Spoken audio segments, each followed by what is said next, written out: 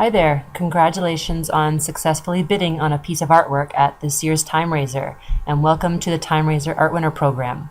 This short video is going to give you some information on what it means to be a Timeraiser Art Winner, and it will introduce you to our online hours tracking tool, civicfootprint.ca. This presentation should just take about 15 minutes.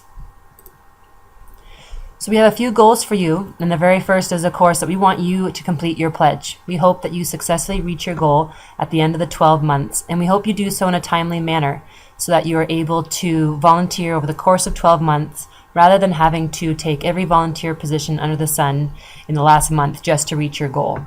This will definitely leave you tired and not enjoying the volunteer roles. Rather, we hope you are able to incorporate volunteerism into your lifestyle so that you'll continue volunteering well after your pledge is complete. And the very first thing that we suggest you do, even if you've done a ton of volunteering in the past, or if this is your first time volunteering, is to create a plan. So we want you at the very beginning to look at what the next 12 months is going to look like and what type of experience you think you want as a volunteer. So perhaps you know that you want to do some event volunteering, and that experience is going to look very different than, for example, joining a board of directors or a planning committee, something where you know you'll be volunteering at the same time 4 hours every month, for example, and using different skills. So what you want to think of is also how you want to volunteer. So perhaps you know that you need to volunteer at home or on the weekends or on a shift that accommodates you working a shift schedule. So knowing this in advance will definitely guide your conversations with organizations so that you'll know really quickly if there's a logistic fit between you and a particular volunteer role. The other thing you want to consider is how much time you can give and when. So think about the next 12 months of your personal and professional life. Maybe you're going on vacation, or you know that your work schedule is really busy a certain part of the year. So knowing this in advance will definitely help you accept roles that will load your schedule before or after, so you don't fall too far behind and feel a little bit frustrated with being really far behind. The next thing you need to do is, of course, contact agencies. So once you've thought about what kind of role you want to do, what kind of organization you'd like to be involved with, and when you can volunteer, start contacting those agencies. And the first thing to know is that you need to be very proactive. You are ultimately responsible for your pledge, and we certainly want to help you if you need the help, but you must be a go-getter. So this might mean sending follow-up emails and phone calls and being the one to follow up if you don't hear back. You'll definitely have to think of a couple organizations that you'd be really excited to work with.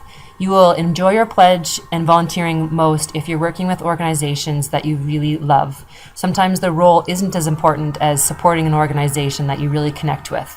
So right from the beginning, definitely think of a couple organizations that you'd like to support. You can certainly work with organizations that were not at the Timeraiser. We ask that you try to work with those organizations since they've gone through our program, but if there isn't a fit between you and those organizations, you can definitely work with any nonprofit charitable cause in your community. And the last thing to note when you contact agencies is that we don't interfere in the workings of organizations. So it's up to volunteers and agencies to find a relationship that works from both ends. So from here, I'm going to take you and introduce you to civicfootprint.ca. Civicfootprint.ca has a planning tool on it, as well as a way for you to track your hours. So the first thing you're going to need to do is create an account. And this is similar to other websites where you just need to create a password. The system is going to send you an activation link, and this link will go to your email. It may go to your junk mail, so please look there. And inside this email, there's an activation link that you need to click just the first time in order to activate your account. Once that's clicked, you can log in. This is what you'll see when you first log in, is this landing page. The one thing you need to know is that this website we used to use for a variety of other things, but now we just use it to help art winners plan and track their volunteer pledges. So the bottom section, the volunteer, participate, donate sections, is not relevant. Please ignore this section and just use this site to plan and track your hours. The first thing you're going to need to do when you log in is go to this plan tab. And just this first time, you're going to need to create your pledge to help the system organize your hours. Name your pledge something to the effect of Timeraiser, your city, and the year. So perhaps it's Timeraiser, Hamilton, 2015. You need to put the number of hours that you've pledged. So maybe your entire pledge goal is 100 hours. Your pledge period is the day after the Timeraiser you attended to that same day next year. So perhaps the Timeraiser was on April 30th. That means your pledge starts May 1st, 2015, and it ends May 1st, 2016. So everything you've done since the day after your Timeraiser can count towards your pledge. The system will then generate a small spreadsheet for you. The idea here is to start adding organizations that you plan to work with. So perhaps there's an organization in your community called Kids Sport. You can add that. Another organization you want to work with. You can add as many or as few as you want. Perhaps it's Big Brothers, Big Sisters. You'll see a drop-down menu, and maybe it shows up, but maybe it doesn't. So as long as you use the full name of the organization, you won't have a problem organizing. The idea now is just to add the hours you plan to do with each organization. So perhaps you spoke with Kids Sport at the Timeraiser, and you know there's an orientation session this month that you want to go to, and it will be about 4 hours. Click in the cell to add the number, and then click out of the cell to save it. And perhaps there's an orientation session for Big Brothers Big Sisters this month as well. And you have heard that you will be linked with a little sister or little brother starting in July. So a couple hours each month is about 8, or each week is about 8 hours a month. And you just add in the hours you plan to do per month. You're going to notice that the spreadsheet starts to tally your hours per organization as well as per month. This should help you organize what the next 12 months is going to look like.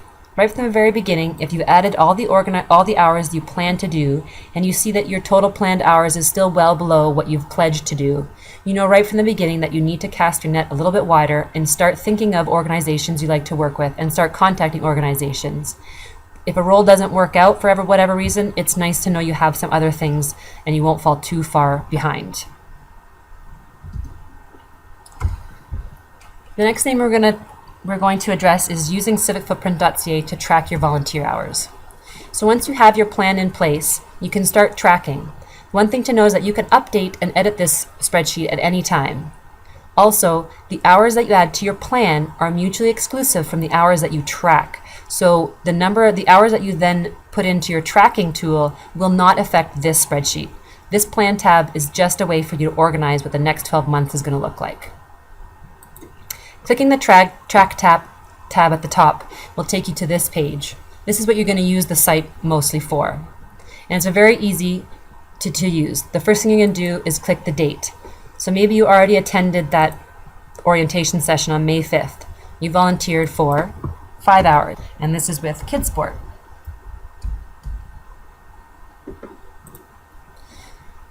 You can add a little note and enter the time. You're going to notice your hours that you track adding up on the right hand side there. So another example is today. So let's say today you volunteered watching this short presentation and getting involved. That's half an hour, 0.5 hours with Timeraiser. And this was viewing the presentation. This is time you've taken out of your day to get involved. So you can definitely use this half an hour. So the one thing to note is that I've used 0.5 to denote half an hour. You don't have to be as specific as 0.16, 0.17. Rounding up or down to the nearest half hour is certainly specific enough and will work out over the course of a 100-hour pledge. The next thing to note is that we've asked you to log individual volunteer activities as opposed to grouping everything for a month into one entry. The next thing you're going to notice when using civicfootprint.ca is that you start to track hours. When you go back to your plan, it's going to start plotting the hours that you've actually volunteered against the hours that you've planned to do. So let's say a couple months in, you look back and you realize that you have not done what you have had planned to do. You'll know very early on into the pledge period that you need to make up some hours and start contacting other organizations to get yourself back up to speed. So again, checking back in with your plan after you've started tracking 2, 3, 4 months down the road will help you stay on track and not fall too far behind. A couple things to remind you about tracking your experience. We ask that you log your volunteer hours within 2 weeks of completing each activity. This is mostly so that you don't lose track and that you get credit for all the hours that you've done. But also, we need to know that you're on track. So please do try to log your hours within 2 weeks of completing the activity. Again, do log your each volunteer and activity as opposed to grouping for a entire month. The reason we asked you to log hours is this is our best way of seeing that each art winner is actively working to reach their goal. If you have not logged hours in over 6 weeks, we'll send an email just to check in. We want to make sure that you're on track and that if you need help, that we're there to give it to you before it's too late. Tracking your experience. What counts? We have over 250 individuals across Canada working towards a Timeraiser Art Winner pledge goal. So we aren't going to be the police officers for everyone as to what counts. And certainly volunteering, there are some gray areas. So we're going to ask you to use your gut to determine if what you're doing holds up to the is it charitable in nature test. The best thing to do is if you have a question is to ask a friend or family member if what you're doing is charitable in nature. If they don't grimace, then it counts. A couple things to include that you might not think to include are things like interviews, orientation sessions, even researching and building your plan. So all the time you spend online looking for nonprofits, looking for volunteer roles, that's all time you've taken out of your day to get involved, so do log that time. If you need to travel for your volunteering, you can log travel time, but please limit it to 30 minutes per activity so that the bulk of your pledge is actual work, volunteer work. We hope you tell us about your experience. If you've had a really interesting experience with an organization or you're working with an organization that has done some really cool stuff, please email us. And if you write a little story about what you've been up to, please, you can limit it to 1 hour, but send it our way and you can log that. That's helping our organization tell the story of what it means to be a Timeraiser Art Winner. And any back and forth you have with Timeraiser staff over issues with the website or how to get involved, all that can be tracked as well. At the end of the 12 months, and you've logged all of your hours in civicfootprint.ca, you can email your contact at Framework and notify them that you've finished, and they'll give you some additional information. But generally, you'll receive your artwork at next year's Timeraiser. We need to hold on to the artwork for a full 12 months because it's often on display in the offices of our corporate partners. If you have any specific questions about that, please email your question to your contact at Framework. We will have sent to you a Timeraiser Art Winner agreement. And this contains some additional specific information about what it means to be an art winner, how we'll support you from our end, and what's expected of you. A couple things to note from this Art Winner agreement are to please check in with us if you have a problem sooner rather than later. We really would like to help you, but we have more options of helping you if we have 6 months left in the pledge period as opposed to 2 weeks. Again, if you're not volunteering and not logging your hours in civicfootprint.ca, we'll contact you. And if we don't hear back from those emails where we're asking you just to update us, we will have to reassign the artwork. So we really want to make sure that each artwork has a home at the end of the 12 months. So if we have an individual who isn't logging hours in civicfootprint.ca and hasn't responded to 2 of our emails, we will reassign the artwork to find another winner to take on a pledge. We ask you to log your hours within 2 weeks of each activity. Once you've reached your pledge, we consider you part of our Timeraiser Art Winner alumni. And what that means is that we hope you'll continue to attend the Timeraiser and bring new people to get involved year by year. We will also ask that you not bid on artwork at the subsequent year's event. And this is so that other people have a chance to get involved as volunteers as well. Thanks very much for your time. Please open your civicfootprint.ca account within 2 weeks so that we know that you're getting a timely start to your pledge. And most of all, have fun.